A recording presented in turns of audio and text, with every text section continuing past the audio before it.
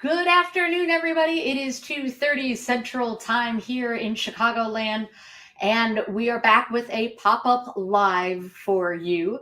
You can find me on LinkedIn, on YouTube, or on the Facebook page for these lives. This is the third one in a series of Kick Your Coach to the Curb, at least for now.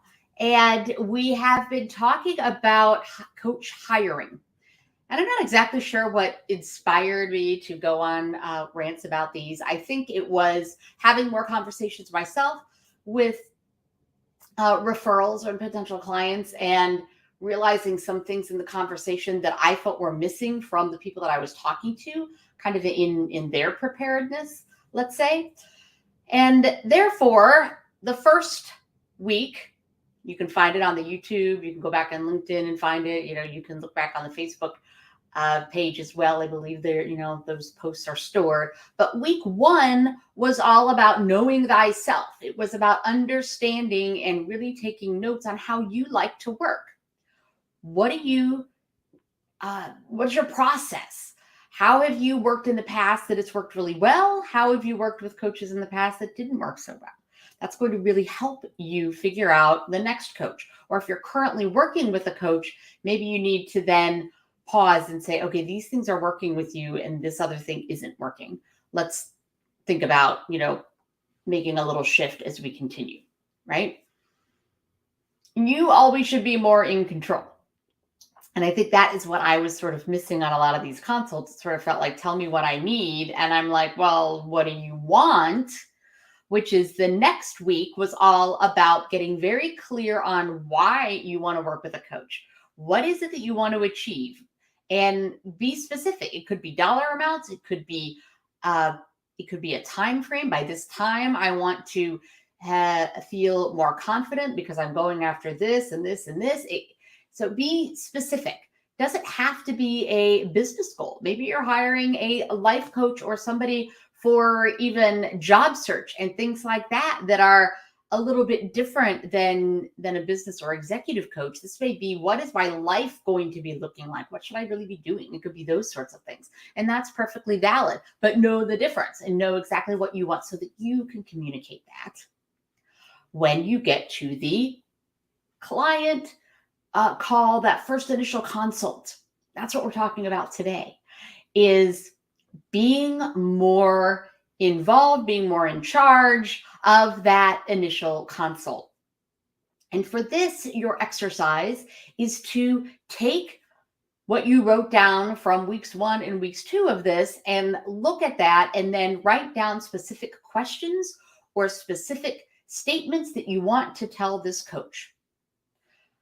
What are the questions that you need to have answered before you can make a commitment? And what are some things that they need to know about you and your process in order for them to figure out whether you're a good fit for them? It's always a two-way street, everybody. And you need to advocate for yourself.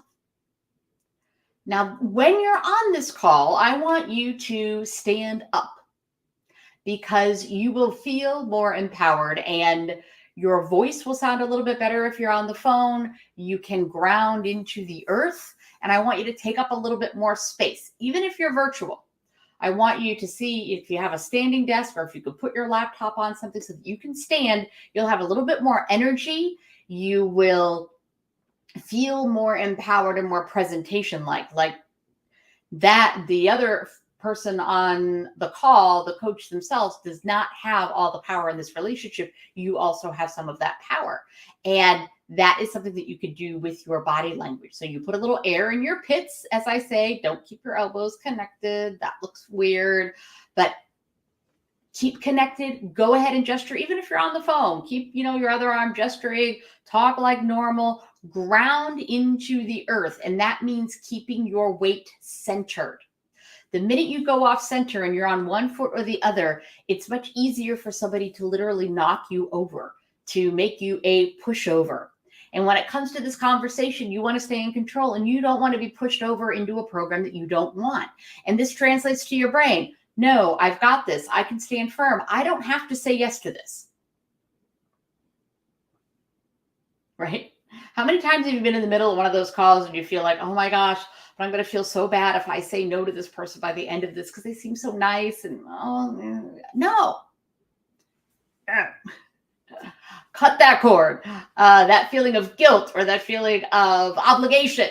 No, you need to cut that cord. This is a great thing to do while you're on the phone with them. Think to yourself, I'm going to cut that cord of obligation.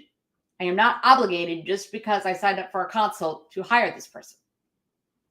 I'll give you a couple of examples, things that just recently happened to me. I was on a consult call and I had someone who did become a client of mine say to me, look, I'm just going to tell you right now, if you're going to send me a lot of things to read, I won't read them. And then we're not a good fit. And I was like, okay, excellent. You're not a reader. So sending you a bunch of articles is not good. But I said, well, generally, I don't send a lot of things to read, but I do send videos to watch or videos even that I've recorded specifically for you to demonstrate something that we're working on. Is that cool with you? And that was fine. It was this person's job involves a lot of reading, and it makes sense that she didn't want to go into her coaching relationship feeling like she had to slog through a lot of literature as well from me. So very smart. And it was great because I could put her mind at ease that that isn't the way we were going to work together. I had another client recently, and we were already working together, and he says to me, Allison, nobody's ever talked to me that way. And at first I was like, oh my gosh, what do you mean? I don't think I said anything that was rude or out of turn or degrading or something. And he said, no, nobody's talked to me that way, as in helping me be more specific, because they would say, well, if you do that, you're going to lose clients. And I just said, well, you don't want to work with everybody. You want to work with the people that are going to be the right fit for you. And he said that was really the first time anybody had ever said that. And I was like, wow, that's amazing. I would have thought everybody would have been saying that. And that is one of the things that I do, is we figure out who do you really, or I ask you, who do you really want to work with?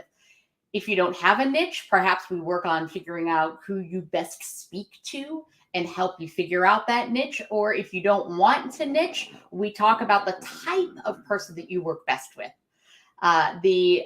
or the types of clients that you work best with, or customers that come back to you for sale after sale.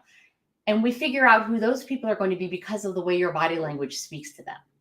So whether you take sales coaching from me, or whether you do a couple interviewing sessions with me to fix up your interviews, we always get down to how you present and how you can look at the person who's opposite you, because it's a two-way street, this body language, the signals that you send and the signals that you receive. And all of that we need to take into consideration. And part of what I would do in a presenting true to you scenario for like hiring somebody, like hiring a coach, would be, well, what signals do you need to see from them in order for you to feel comfortable?